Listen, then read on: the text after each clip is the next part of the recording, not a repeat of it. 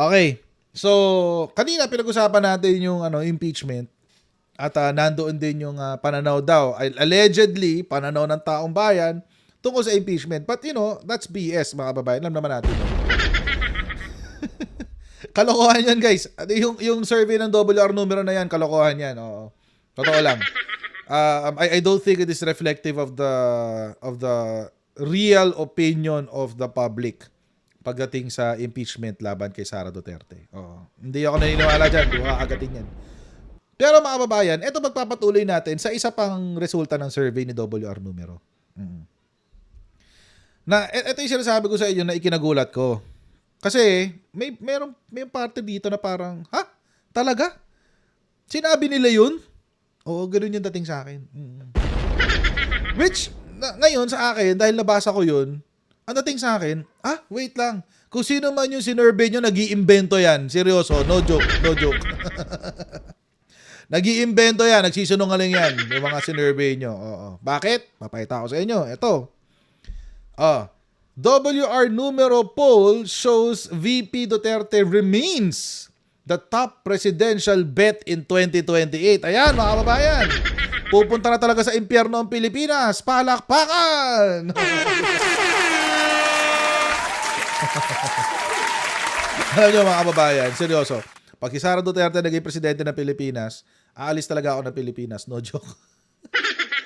Hindi dahil sa natatakot ako kay Sara, it's because the Philippines is hopeless. Oo. Pag si Sara Duterte nanalo ng presidente sa 2028, the Philippines is hopeless. Wala nang pag-asa talaga. Tagaan nyo sa bato. Alis talaga ako. Totoo. I'll do my best na makaalis sa Pilipinas. Dadalhin ko yung pamilya ko sa ibang bansa. Kasi wala na. Wala na talaga pag ganun. Wala na. Kasi criminal na yung nakaupo eh. Pag ganun.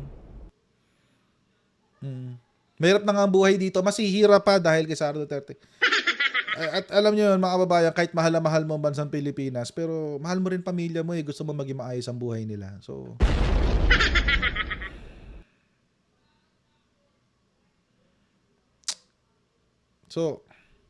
kapag siya talaga nanalo, tagaan sa bato ngayon. May mga steps na ako na ginagawa para naghahanda na ako sa future in the eventual kung mangyayari yun, kung mangyayari. So starting next year, baka mapansin nyo na lagi na ako bumabiyahe, bla bla bla bla bla bla. So yun na yung umpisa nun. Yun na yung umpisa ng paghahanda. So anyway. So yun eh. Yun yung sinasabi ko mga kababayan eh. Kahit gaano mo kamahal ang Pilipinas, pero kung ganito ang Pilipino, diba, parang it's pointless. It's really pointless. So ako, I'm hoping na lang to, parang survey lang to. Oo. Kasi alam naman natin mga kababayan, sa survey, hindi rin naman yan nagkakatotoo tulad ng nakaraang eleksyon, di ba? Alyansa all the way, 1 to 10. Di ba? Alyansa all the way. Tapos all of a sudden, nung actual day of elections, 5 lang ang nakapasok sa alyansa. Let's see. Let's see. Pero seryoso, mga kababayan, I would encourage everyone to start planning your exit sa Philippines kung matutuloy ito. Kasi, not for anything else, but for your family. Para sa pamilya nyo. Anyway, pag-usapan ngayon natin to. Sabi sa survey ng WR numero. Okay. Sabi, puntahan muna natin yan. In its inaugural Philippine Public Opinion Monitor, WR numero found that almost 36% of Filipinos would vote for the incumbent vice president. Okay, so 36% yan. Ayan yan. Yan, 36%. Yan. 36% yan. Yan. Okay. would vote for Sara Duterte. Pero may napansin ako, mga kabayan. Nakikita niyo yan? Nakikita niyo to? Alam niyo kung bakit malaki yung numero ni Sara Duterte? I'll give you 2 reasons. Number one, mga kababayan, sana siya?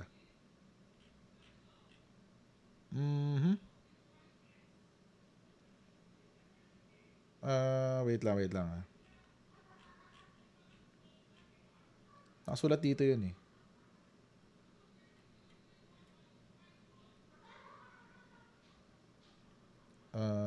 Sana yun? Ay, ba't? Ay, ito. Kaya siya nag-number 1 kasi 57% sa Mindanao. Di ba? Obvious naman yun eh. 57% sa Mindanao. So, ibig sabihin, mga kababayan, sa Davao City lang sila nag-survey. Kasi, hindi ako maniniwala, nakuha ni Sara Duterte ang kalahati ng Mindanao or more than half of Mindanao. Hindi ako maniniwala dyan. Kalokohan yun. Hindi ako maniniwala doon. Followed by Metro Manila. Ito pa isang kinagulat ko. Metro Manila talaga? Metro Manila? 39%. Visayas, medyo gets ko pa eh. Kasi meron lugar dyan, Cebu City. Mga Duterte talaga yun. So feeling ko, doon lang din sila nag-survey. Metro Manila, 39%. Oo. Pero to gets ko na to. Walang problema dyan. That's quite obvious. Sa Davao City lang sila nag-survey. So alam natin malakas siya doon. Pero, pangalawang reason, mga kababayan, is this. Yung options. Yung mga pagpipilian. Actually, mga kababayan, kung tutuusin, kung itong tatlo lang, halimbawa lang. Kung itong tatlo lang ang nasa survey, talo si Sara Duterte, guys. No joke. Or either one, bawa si Tulfo Sara lang or Lenny Sara lang. Hindi papasok si Sara Duterte.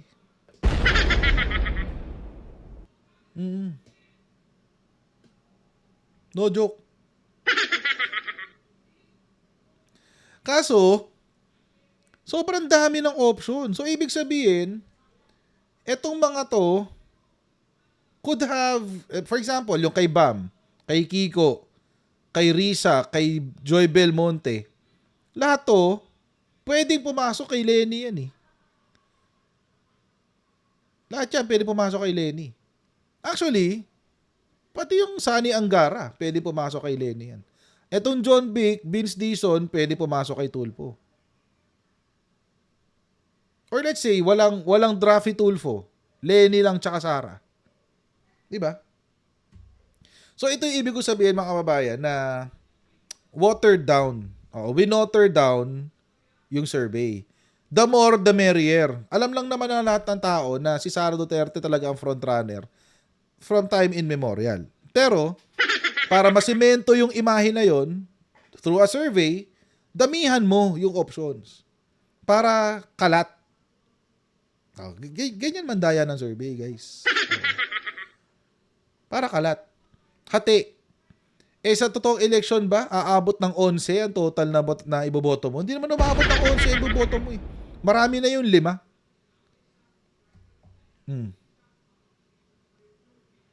Ngayon, kanina, napainggan ko yung interview ni WR Numero kanina.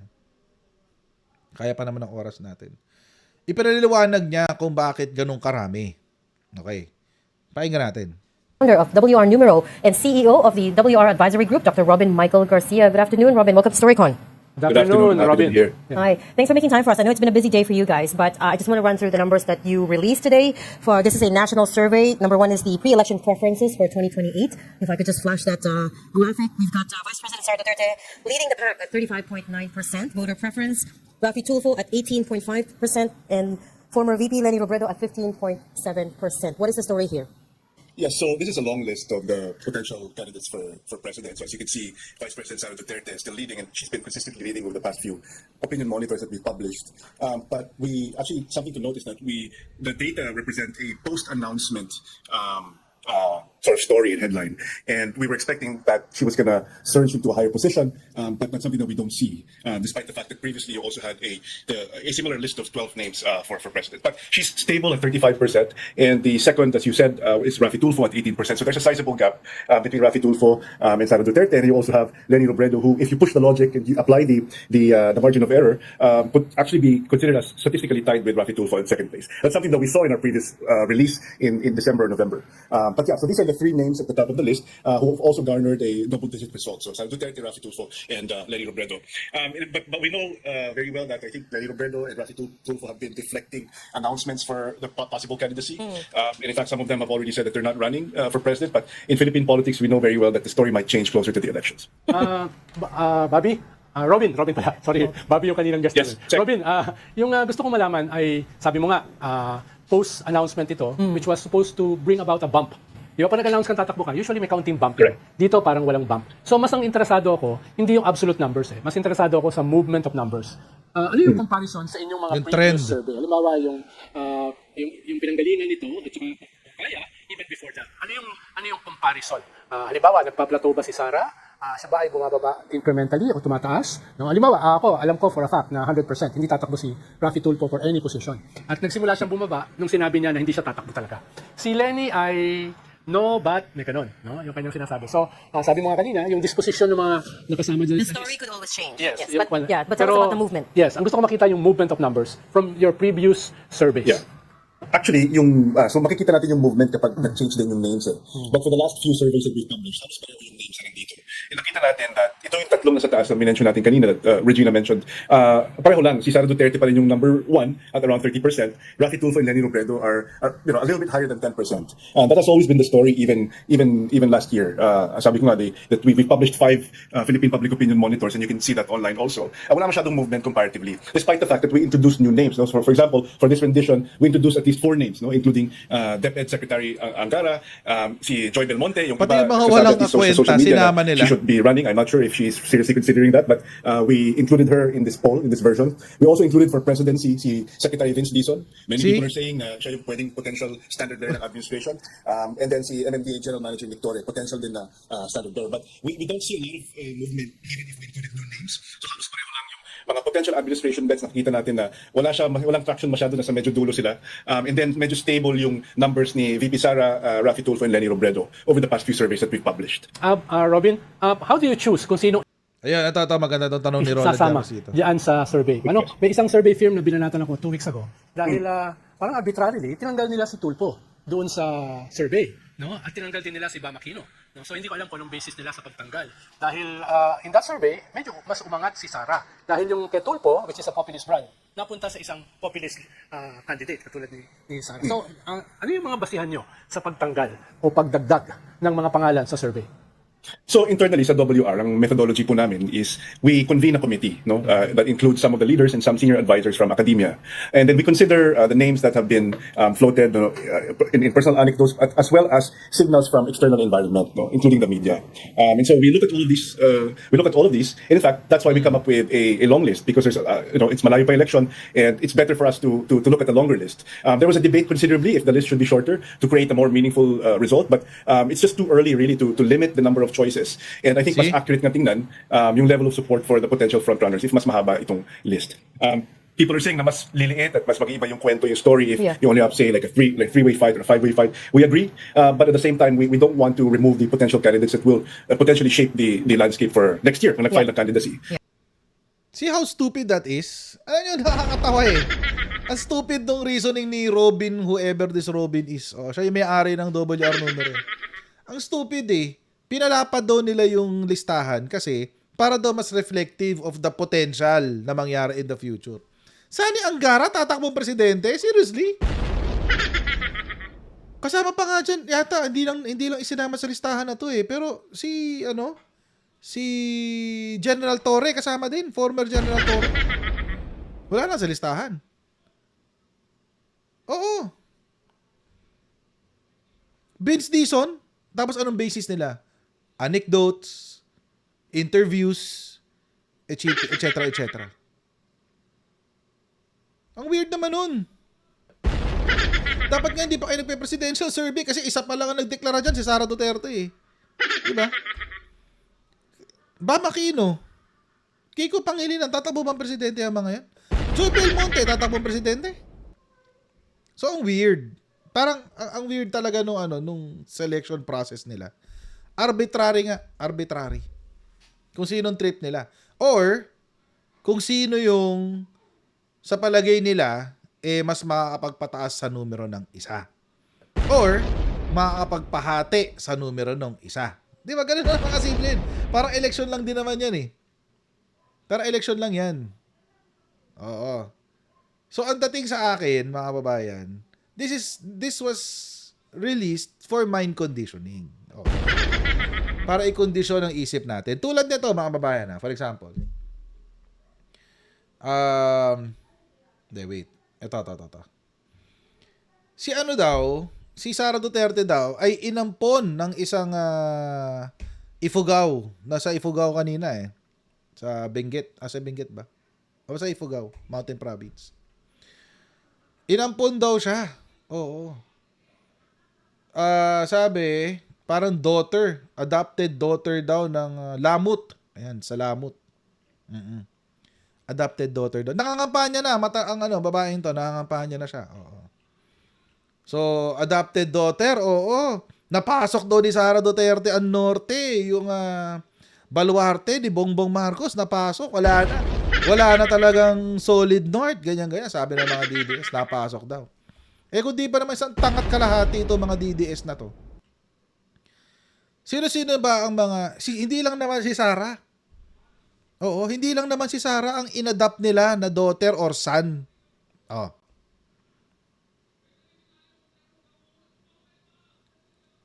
Sino pa? Pangandaman. Noong 2023. Do you think that's a big deal? Hindi big deal yun. Sino pa? Ito, unknown ASEC. Assistant Secretary Ana Carmela Ventura Remigio. Adopted daughter din siya ng Lamut. Adopted ASEC. We don't even know who she is, mga babayan. Di ba? Philly Germany. Salamat sa yung super. Wow naman! Wow! Wow! Di ba? Si DSW Secretary. Rex Gatchalian. Adopted son naman siya. Ayan, yan siya sa gitna. Adopted son.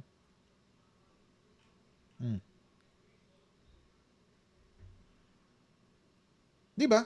I mean, it's so big deal. It's di ba? Weird. There's nothing special about it actually. There's nothing special about it. Pero para maisip ng mga Pilipino na napasok na ni Sara Duterte ang North at wala ng solid North, kakalat ng mga DDS. So, yun ang sasabihin nila. Diba? Malay nyo, bukas ako na yung ampunin ng Lamut Tribe. ng Lamut Ifugao. Malay ba natin? Natin alam. Ang malas lang ng Lamut kasi nag-ampon kayo ng black sheep. Nag-ampon kayo ng sakit sa ulo. Yan lang malas nyo. Oo. Ito pala, yung ikinagulat ko kanina. Papakita ko na rin sa inyo, guys. Na para sa akin, nakumbinsi ako na medyo may problema tong survey na to. Kung hindi yung sample, ang problema yung tanong. Kasi, sabi sa survey, sa resulta, she was also the preferred candidate, si Sara Duterte daw, ang preferred candidate of administration supporters.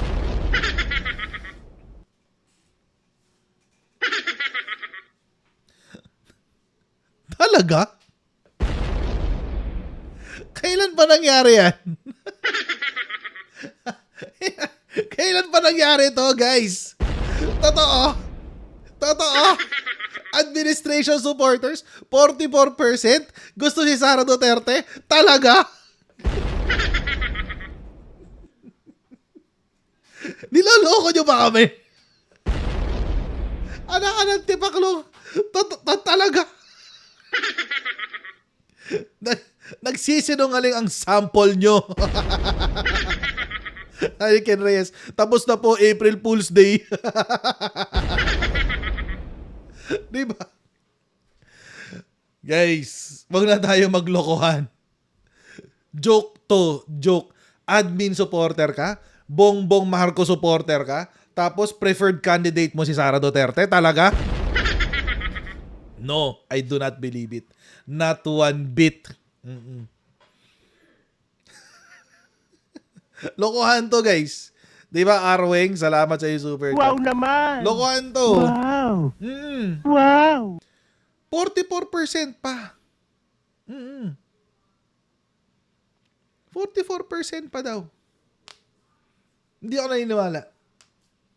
Oo. Pero, let's play the devil's advocate. Sabihin na natin totoo na 44% ng administration candidates gustong iboto si Sara Duterte. Ibig sabihin, majority mga kababayan, noong 35% niya are administration supporters. Which tells me another thing. Yung mga sabihin natin totoo na administration supporters, majority nito ay admin supporters, sabi. Okay. Actually, hindi pala majority, 44%. Marami dun sa kanyang 35% na yan ng admin supporters. Kung admin supporters ang mga yan, ibig sabihin nun, wala lang silang choice. Napili nila si Sara, bakit? Uniteam eh. Dating Uniteam. Di ba? Uniteam eh. Or kasi baka kasama niya si Amy Marcos, so okay na rin siguro.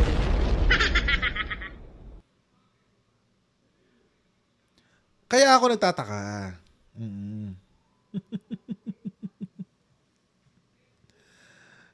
Di ba? Ang weird. Ang weird talaga. 44%. So imagine mga kababayan, kung yung 44% nito, ng 35.9 na to, may piniling iba. Paano na? O di babagsak si Sara?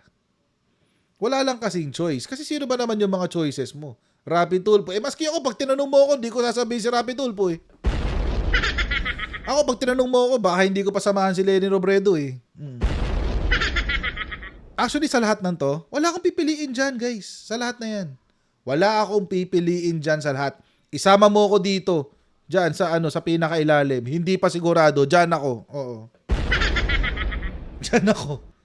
Sa hindi pa sigurado. Wala pa akong pinipili presidente.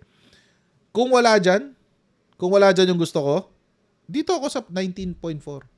Kaya nga ang laki, 19.4%. Kaya nga ang hirap paniwalaan, mga kababayan eh. 44% admin supporters, ni hindi man lang sila nagsalita na hindi, wala dyan yung gusto ko. Oo.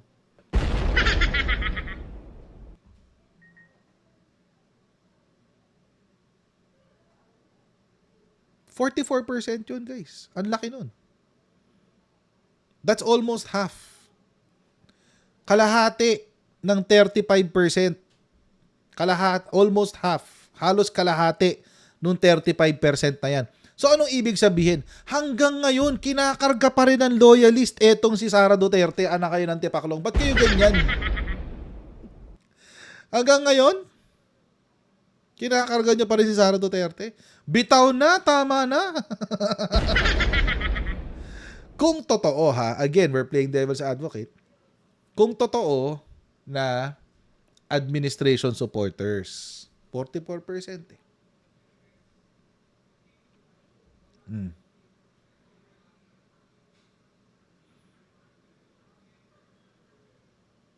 So, again, mga kababayan, this is really for mind conditioning. Hindi talaga ako naniniwala. Kung totoo kang loyalist at totoo kang admin supporter, hindi ka boboto kay Sara Duterte. Hindi ka boboto kay Sara Duterte. Alam natin lahat yan. So, sino tong 44% na to? We don't know. Baka yan yung mga nagsinungaling. Or baka yan yung mga dinagdag para lumaki. We don't know ha. Again, wala naman akong sinasabing yan ang ginawa ni WR numero, pero, di ba? Baka ghost. Alam naman natin si Sara Duterte, mahilig sa ghost, ghost project, ghosts of EJK, ayan. Diba? Ghost project, ghost of EJK, ghost students, ghost passengers, ano pa ba? Bulok na Nutriban, di ba? Mga ganun. Di ba? I don't understand. Saan nakuha tong 44% na to? Naboboto kay Sara Duterte. Baka ghost. Yun lang talaga naisip ko dyan, guys. Baka ghost talaga. Kasi wala ako ibang nakikitang dahilan para iboto ng admin supporters si Sara Duterte. No joke. So, ghost supporters. AI generated daw, sabi ni Mike Kuj. Ay, nako. Sa tingin ko, makakasuhan si Kong Martin. Off topic, Article PH. Meron na akong live niyan kagabi. Panoorin mo na lang yung video natin kagabi. Oo. Off topic eh. Pero na-live na natin yung kagabi. So, pakipanood na lang yun. Ayan. Okay. Sabi ni Gilimon Sick, wala pa naman pambato si PBBM. Totoo naman yan, wala pa kasi talaga. At saka base yung administrasyon, no, pababain ang presyo ng langis. 2022 data ang ginamit. Possible. Possible. Meron pa nakasulat dito, siya daw ang preferred ng new voters. First-time voters, 43%. Likely voters, 33%. So, ibig sabihin, baka hindi pa sigurado kung boboto sila. Pero boboto nila si Sara. Pero hindi pa sila sure kung boboto sila. Ano? What the hell? Anong kalokohan to? What the hell are we talking about? Ay, ito, mapakita ko sa inyo ha. Ang stupid ng survey, guys. Hindi man lang sa mga botante. Tingnan nyo. Sorry. Dadagdag ko lang. The nationwide survey also revealed that Vice President Sara Duterte emerged as the top choice of Filipinos who were first-time voters, likely voters, mga hindi sigurado kung boboto sila, non-participating voters, mga botante pero hindi bumoboto, and unregistered eligible voters. So, yung mga gustong iboto si Sara Duterte, mga hindi botante. Anak ka ng tipaklong. Anak ka ng tipak. Talaga?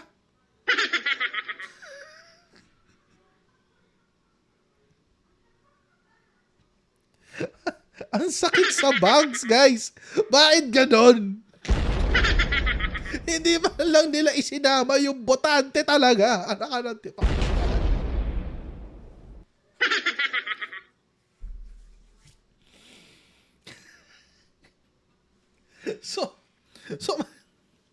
So maniniwala pa ba kayo sa survey, guys? Kung ganyan klase ang sistema.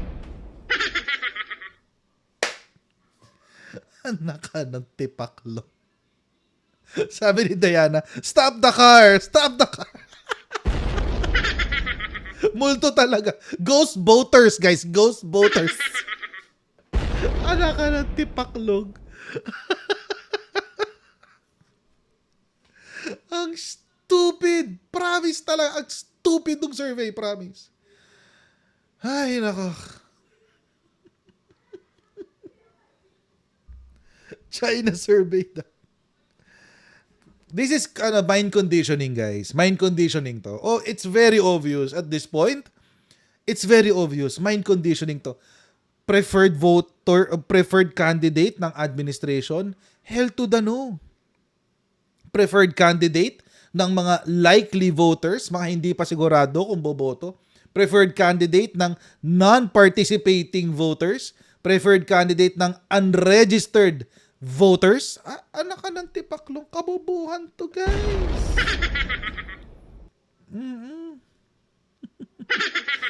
Sakit na sa bangs ko. Mababa na yung bangs ko.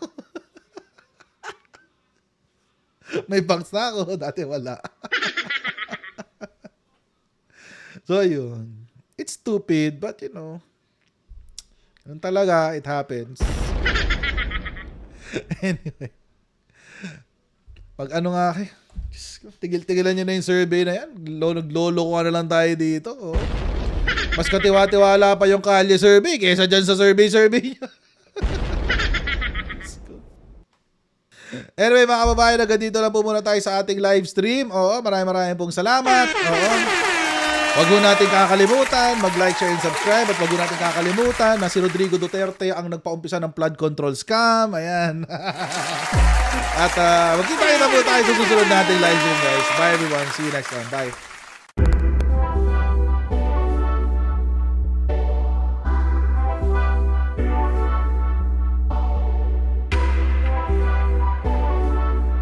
As senator judges, it is your obligation na dapat present ka sa mga proceedings. Hindi naman sakop ng trabaho ng Office of the Ombudsman na magpa-disqualify sa 2028.